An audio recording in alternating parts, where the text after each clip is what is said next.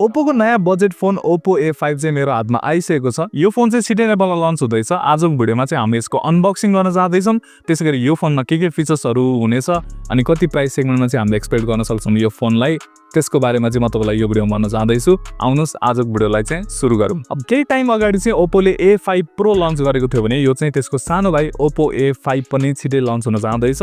अनबक्सिङको बारेमा कुरा गर्नु पर्दाखेरि चाहिँ तपाईले व्हाइट कलरको बक्स दिन सक्नुहुन्छ। Oppo A5 भनेर लेखेको हुन्छ। बक्स कन्टेन्टमा चाहिँ यो फोनमा सबै कुराहरू आउँछ। तपाईले क्लियर केस पाउन सक्नुभयो। त्यसैगरी डकुमेन्टेसन अनि त्यसपछि मसँग भएको भेरिएन्ट चाहिँ यो मिस्ट व्हाइट कलरमा छ हैन। यसको ब्याक साइडमा चाहिँ अलिकति टेक्सचर वाला पनि फिनिशिङ छ। त्यसको बारेमा म तपाईलाई एकैछिनपछि भन्नेछु।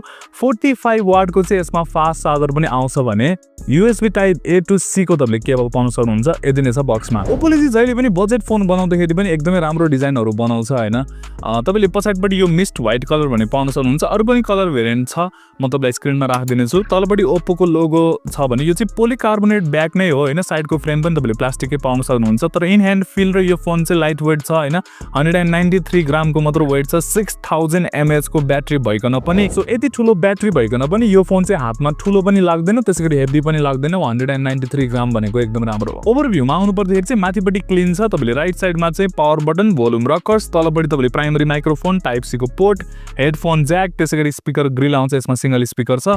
अनि लेफ्ट साइडमा चाहिँ तपाईले यसमा सिम कार्ड ट्रे पाउन सक्नुहुन्छ, जुनमा चाहिँ दुईटा न्यानो सिम कार्ड, एउटा माइक्रो एसडी कार्ड तपाईले लगाउन सक्नुहुन्छ। अब यो फोनको डिस्प्लेको बारेमा कुरा गर्नु पर्दाखेरि चाहिँ यसमा तपाईले 720p को डिस्प्ले पाउन सक्नुहुन्छ। HD प्लस को 90 हर्ट्ज को रिफ्रेश रेट भएको यो चाहिँ एउटा 8 बिट को प्यानल भएको LCD डिस्प्ले हो। यसको चाहिँ ब्राइटनेस भनेको 1000 निट्स को छ। सो तपाईलाई इन्डोर आउटडोर युज गर्नको लागि खासै प्रब्लम त हुँदैन। तर यो फोनको प्राइस जुन मैले एक्सपेक्ट गरेको छु अन्डर 25000 मा चाहिँ सायद यो फोन लन्च हुन सक्छ। त्यो प्राइसमा चाहिँ हामीले अलरेडी फुल HD प्लस को डिस्प्ले, 120 हर्ट्ज को AMOLED डिस्प्लेहरु पनि देख्न थालिसकेका छौं। सो यो प्राइसमा चाहिँ 90 हर्ट्ज को भए पनि एटलिस्ट AMOLED दिएको भए चाहिँ एकदम राम्रो हुन्थ्यो अनि फुल HD प्लस को दिएको भए चाहिँ दामी हुन्थ्यो। यो फोनमा चाहिँ कन्टेन्टहरु हेर्नको लागि चाहिँ अब सिंगल स्पिकर तपाईलाई दिएको छ। डुअल स्पिकर भएको भए राम्रो हुन्थ्यो। यसमा तपाईले भोल्युम बुस्टको पनि अप्सन पाउन सक्नुहुन्छ। 300% सम्म बुस्ट हुन्छ।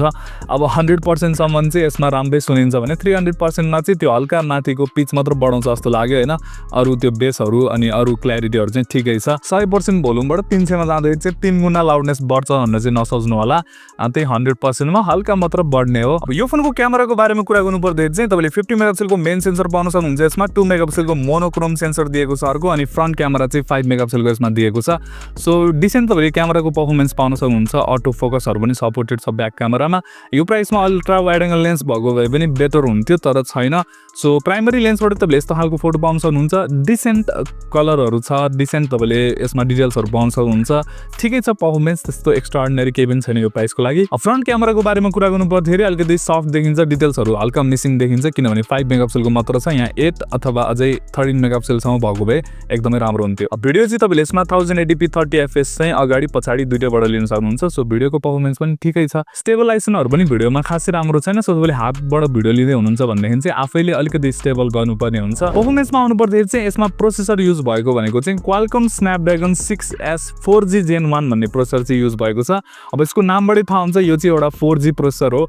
5G प्रोसेसर तपाईलाई दिएको छैन। यो प्राइसमा अलरेडी इन्फिनिक्स त्यसैगरी रियलमीहरुले पनि 5G तपाईलाई दिइराको छ भने ओप्पोले चाहिँ यहाँ 4G प्रोसेसर दिएको छ। अब यसमा तपाईले LPDDR4X को RAM टाइप र UFS 2.1 को स्टोरेज पाउन सक्नुहुन्छ। अब मसँग भएको भेरिएन्ट चाहिँ 6GB RAM अनि 128GB इन्टर्नल स्टोरेज भएको भेरिएन्ट हो। अब यो फोनमा चाहिँ डे टु डे युज गर्नको लागि चाहिँ त्यस्तो धेरै इस्यु त आउँदैन, तर गेमिङको लागि चाहिँ यो फोन बनेको होइन। यसमा तपाईले गेमिङ प्रोसेसर चाहिँ पाउनु भएको छैन। यो प्राइस सेगमेन्टमा अरु बेटर प्रोसेसरहरु अलरेडी छ। अब यो फोनले चाहिँ छुट्टै किसिमको ऑडियन्सहरु हैन, अफलाइन ऑडियन्सहरुलाई चाहिँ टार्गेट गर्ने फोन देखिन्छ। सो त्यो हिसाबले चाहिँ यसमा डिसेन्ट भन्नुम एकदमै ठिकै खालको परफर्मेन्स तपाईलाई दिएको छ। अब नेक्स्ट यो फोनको ब्याट्री चाहिँ एकदमै म्यासिभ तपाईलाई दिएको छ। 6000 mAh को ब्याट्री दिएको छ अनि अघि पनि मैले भनेको थिएँ 193 को ग्राम मात्र भइकन पनि 6000 mAh को ब्याट्री आउँछ यसमा। अनि तपाईले चाहिँ चार्जर पनि बक्समा पाउन सक्नुहुन्छ। 45 वाट को चार्जिङ चाहिँ यो फोनले सपोर्ट गर्छ। सो फास्ट चार्जर पनि राम्रो दिएको छ र ब्याट्री पनि तपाईलाई राम्रो दिएको छ।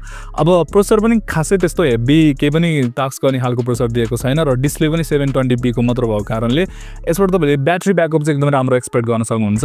तपाईलाई 2 दिनको आरामले यसले ब्याट्री ब्याकअप दिनेछ। यसमा भएको यो USB टाइप C को पोर्टले पनि तपाईको OTG पनि सपोर्ट गर्छ, भनेको एक्सटर्नल डिभाइसहरु C to C अथवा A to C केबलबाट तपाईलाई जोडेर चाहिँ यसमा फाइल ट्रान्सफरहरु गर्न मन लागेको छ भने त्यो पनि तपाईले गर्न सक्नुभयो। बायोमेट्रिकमा चाहिँ यो फोनमा तपाईले साइड माउन्टेड फिंगरप्रिन्ट स्क्यानर पाउन सक्नुभयो अनि त्यसगरी फेस अनलक पनि यो फोनले सपोर्ट गर्छ। अब यो फोनको सफ्टवेयरमा चाहिँ यसमा Android 15 out of the box आउँछ ColorOS 15 को साथमा। अनि यो फोन चाहिँ तपाईले सेटअप गर्ने बित्तिकै पहिल्यै तपाईले नोटिस गरे भनेको चाहिँ यसमा म्याक्सिमम ब्लटवेयरहरु आउँछ हैन, टन्नै छ।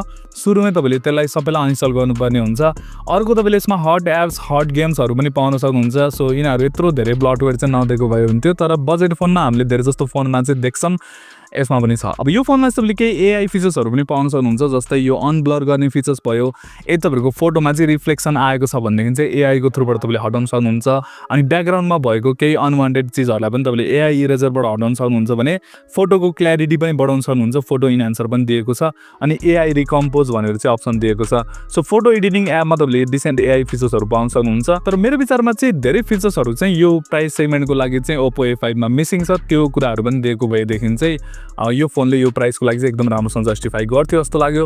बाकी तपाईलाई के लाग्यो यसको बारेमा? यदि तपाईलाई यो भिडियो मन पर्यो भनेदेखि चाहिँ लाइक गरिदिनु होला। यदि तपाईहरु हाम्रो च्यानल सब्स्क्राइब पनि गर्नु होला। यस्तै भिडियोको लागि म भेट्नेछु तपाईसँग अर्को भिडियोमा।